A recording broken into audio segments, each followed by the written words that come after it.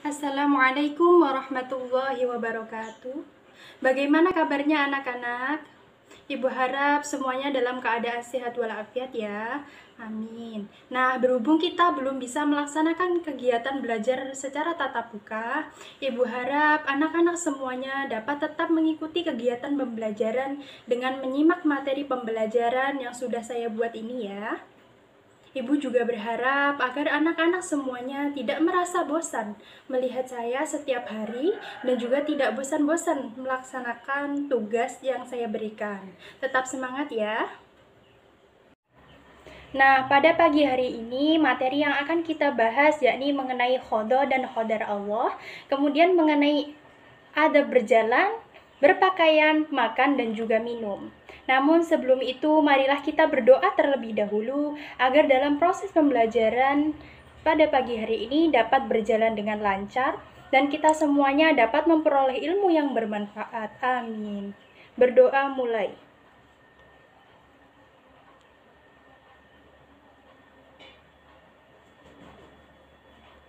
Berdoa selesai.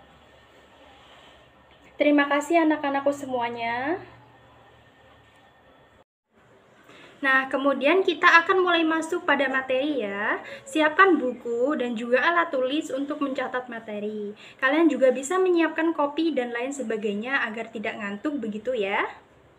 Baik, materi yang pertama kita akan membahas mengenai khodo dan khodar Allah. Nah, kira-kira dari sekian banyak siswa di sini sudah pada tahu belum pengertian dari khodo dan khodar itu apa?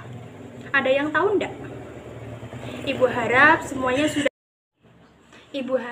semuanya sudah tahu ya.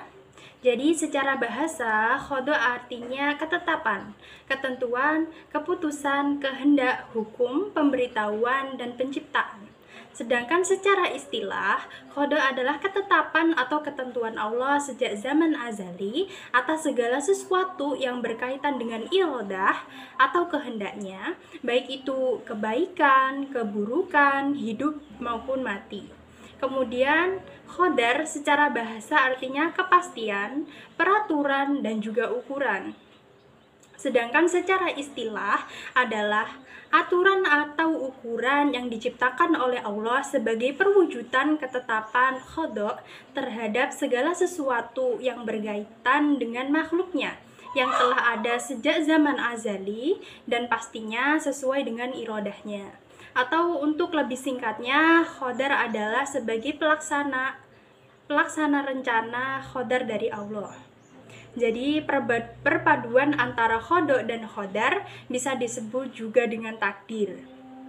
Mungkin dari sini dulu sudah bisa dipahami ya. Lanjut, jika ada yang bertanya misalnya, nah untuk takdir itu sendiri berlaku untuk siapa saja sih Bu?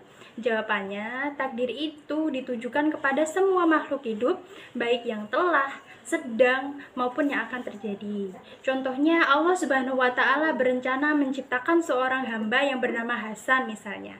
Ini termasuk khodo atau ketetapan Allah.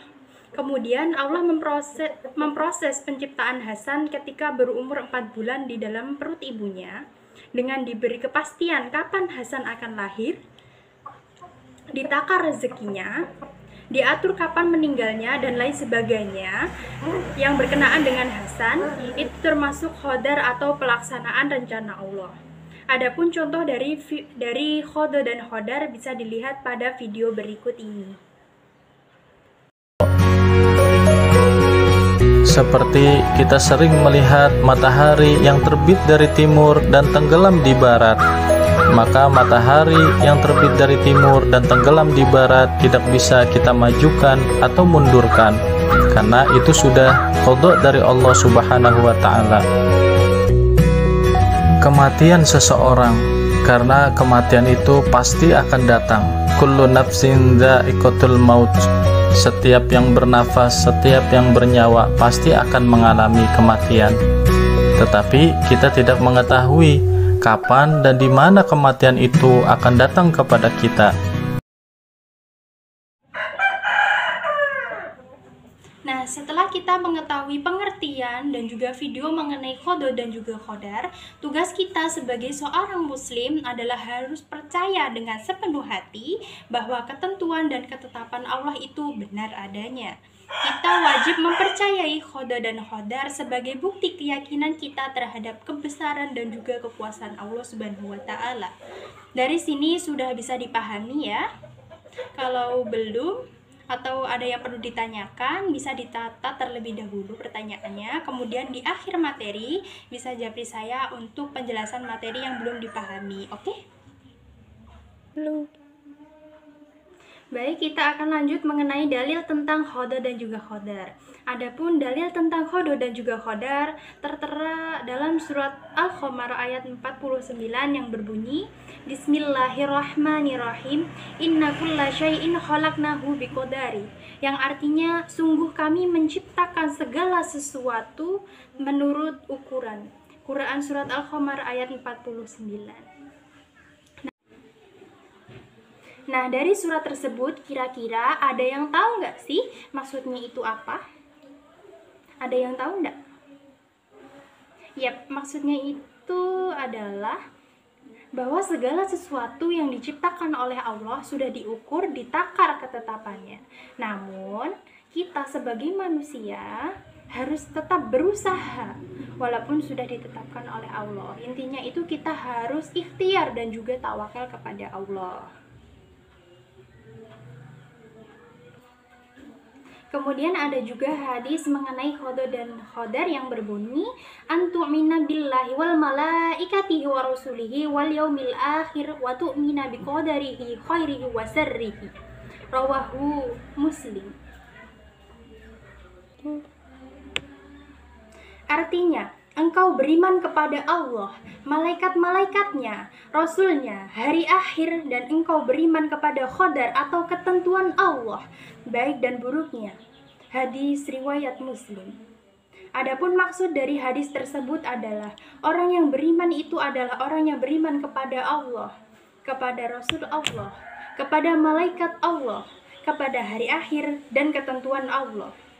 Nah, untuk yang sedang kita bahas kali ini adalah iman kepada qada dan qadar Allah, yang merupakan rukun iman yang ke berapa? Hayo, ada yang bisa menjawab? Kamu? Ada berapa? 6?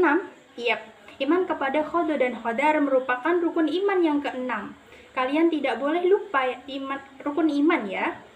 Nah, supaya tidak lupa, nanti dicatat ya, kemudian dikirim kepada saya, oke? Kemudian kita lanjut nih. Kita akan membahas mengenai macam-macam takdir. Nah, untuk pengertian dari takdir itu sendiri, anak-anak semuanya sudah pada tahu ya. Untuk lebih memperjelas lagi, jadi di sini saya akan menjelaskan bahwasanya takdir itu artinya ketetapan dan juga keputusan Allah. Adapun macam-macam takdir itu ada 2. Kira-kira apa aja? Ayo. Ada yang tahu enggak? Jadi takdir itu ada 2. Yang pertama adalah takdir mu'allaq dan juga takdir mubrom. Jika anak-anak bertanya, takdir mu'allaq dan juga takdir mubrom itu apa aja sih, Bu? Artinya apa? Jadi yang pertama, takdir mu'allaq artinya takdir yang masih bisa diusahakan oleh manusia. Contohnya seperti apa, Bu? Jadi contohnya misalnya Sisi bercita-cita ingin menjadi dosen matematika. Nah, untuk menggapai cita-cita tersebut, Sisi belajar dengan giat, dia mengambil kuliah jurusan tersebut, dan akhirnya Sisi berhasil menjadi dosen matematika. Itu termasuk contoh dari takdir mu'allaq. Kemudian yang kedua, takdir mubrom, yaitu takdir yang tidak dapat dibantah atau tidak dapat ditawar oleh manusia. Contohnya adalah kematian.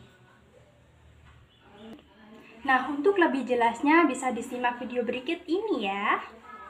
Mubrom adalah ketentuan Allah Subhanahu wa Ta'ala yang pasti terjadi dan tidak bisa diubah.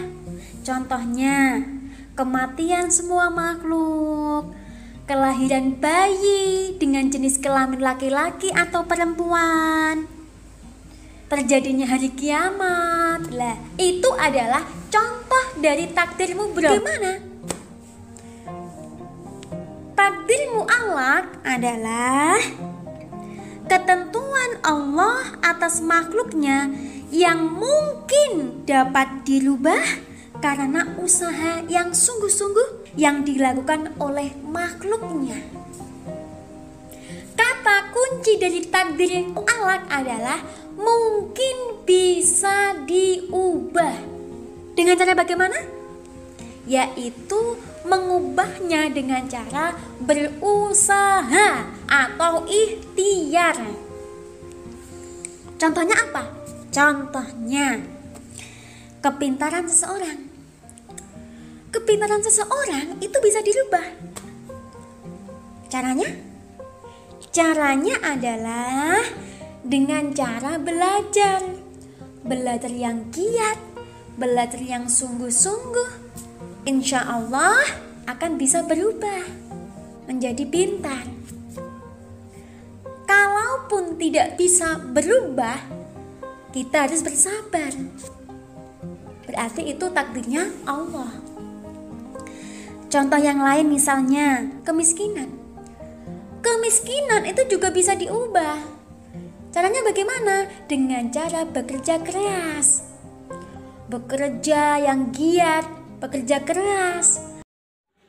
Nah, setelah melihat video dan juga penjelasan dari saya tadi, kira-kira anak-anakku semuanya bisa ndak nih mencari contoh lain tentang takdir mu'allaq dan juga takdir mubram? Silahkan nanti dicatat dan nanti dikirim ke saya ya. Kemudian kita akan lanjut membahas mengenai perilaku beriman kepada qada dan juga qadar. Nah, kira-kira perilaku apa aja sih yang dapat mencerminkan taat kepada qada dan juga qadar? Ada yang tahu? Jadi, adapun perilaku yang dapat mencerminkan taat kepada qada dan juga qadar, yakni yang pertama, berusaha sungguh-sungguh untuk mencapai keberhasilan atau disebut juga dengan ikhtiar. Kemudian yang kedua, menyerahkan segala persoalan kepada Allah atau disebut juga dengan tawakal. Kemudian yang ketiga, yakni selalu berterima kasih kepada Allah atau disebut juga dengan syukur atau bersyukur. Kemudian yang keempat, yakni melaksanakan perintah Allah dan menjauhi larangannya atau disebut juga dengan takwa. Kemudian yang kelima, rela atau menerima pemberian dari Allah atau disebut juga dengan qanaah, cukup. Kemudian yang keenam, yakni tahan terhadap godaan atau disebut juga dengan sabar.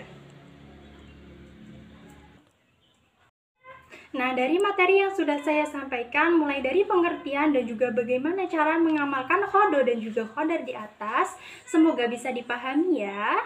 Kalau sudah bisa dipahami, Ibu akan menyinggung sedikit-sedikit materi yang kedua mengenai adab berjalan, berpakaian, makan, dan juga minum.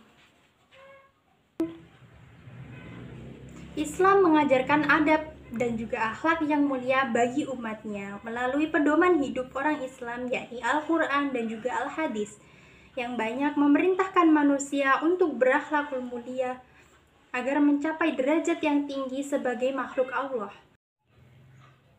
Kemudian, jika ada yang bertanya, bagaimana sih adab berjalan menurut Islam? Ada yang ingin tahu enggak? Jadi, adapun adab berjalan menurut Islam adalah sebagai berikut. Yang pertama, tenang dan juga sopan. Kemudian yang kedua, badan lurus, kepala sedikit menunduk. Kemudian yang ketiga, berjalan secara normal atau tidak berlenggak-lenggok. Kemudian yang keempat adalah menciptakan kenyamanan dalam berjalan. Maksudnya seperti apa? Jadi saat kita berjalan, tidak boleh berlenggak-lenggok. Takutnya apa? Kita tidak merasa nyaman. Seperti itu. Kemudian yang kelima adalah mempunyai tujuan yang jelas. Kita tidak boleh berjalan ke sana kemari tanpa adanya tujuan yang jelas. Kemudian yang keenam adalah tidak mencari perhatian dalam berjalan. Kemudian yang ketujuh, tidak berjalan dengan sambil makan. Kemudian kita akan membahas bagaimana sih adab berpakaian menurut Islam.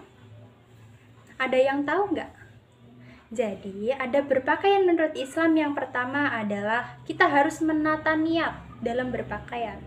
Yang kedua adalah menutup aurat. Yang ketiga adalah berpakaian yang bersih dan juga nyaman. Kemudian yang keempat, model pakaiannya itu harus sesuai dengan jenis kelamin. Kemudian kita akan membahas bagaimana sih adab makan dan juga minum menurut Islam. Jadi yang menjadi adab makan dan minum menurut Islam yang pertama adalah sebelum makan maupun minum harus membaca basmalah. Kemudian yang kedua adalah menjaga kehalalan dari makanan dan juga minuman tersebut. Kemudian yang ketiga adalah makan atau minum itu harus duduk.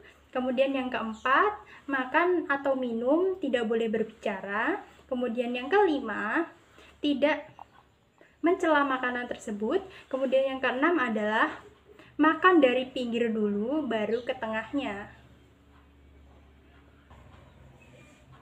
Nah, setelah kita mengetahui pentingnya beradab dalam berjalan, berpakaian, makan, dan juga minum, kira-kira anak-anakku semuanya di sini bisa ndak nih menjelaskan apa sih hikmah beradab dalam berjalan, berpakaian, makan, dan juga minum?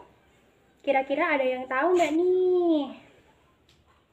Jadi, adapun yang menjadi hikmahnya yang pertama adalah mendapatkan kepuasan batin dalam menerapkan aktivitas sehari-hari yang kita butuhkan. Kemudian yang kedua adalah semakin dapat meningkatkan ajaran Islam dan menjadikannya sebagai kebiasaan hidup.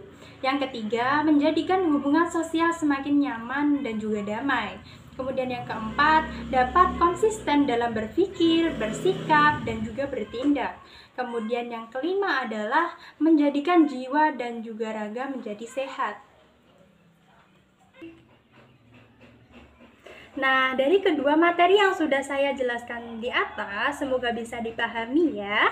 Jika ada yang belum bisa dipahami, bisa ditanyakan. Jangan takut untuk bertanya, supaya ilmu yang kita dapat itu komplit, tidak terpotong-potong, oke? Ibu harap dari materi yang sudah disampaikan, siswa tidak hanya paham, tapi juga mau melaksanakannya dalam kehidupan sehari-hari. Nah, untuk tugasnya itu sendiri, jika direkap mulai dari penjelasan tadi, yaitu yang pertama menyebutkan rukun iman agar tidak lupa. Kemudian yang kedua, mencari contoh tentang takdir mu'allaq dan juga takdir mubrom. Kemudian yang ketiga, mengamati dan menulis. Boleh mengamati teman sekelas, keluarga, saudara, tetangga, dan sebagainya yang mencerminkan perilaku beriman kepada khodo dan juga qadar. Kemudian yang keempat, terakhir nih. Sudahkah kalian menerapkan adab berjalan, berpakaian, makan, dan juga minum menurut Islam? Kalau sudah, kira-kira apa saja dan mengapa kok kalian menerapkan adab tersebut? Baik, materi demi materi sudah tersampaikan. Semoga bermanfaat dan dapat menjadikan kita lebih baik lagi ke depannya. Mari kita tutup pertemuan kali ini dengan membaca hamdalah. Alhamdulillahirabbil alamin. Wabillahi taufiq wal hidayah wal inayah. Wassalamualaikum warahmatullahi wabarakatuh.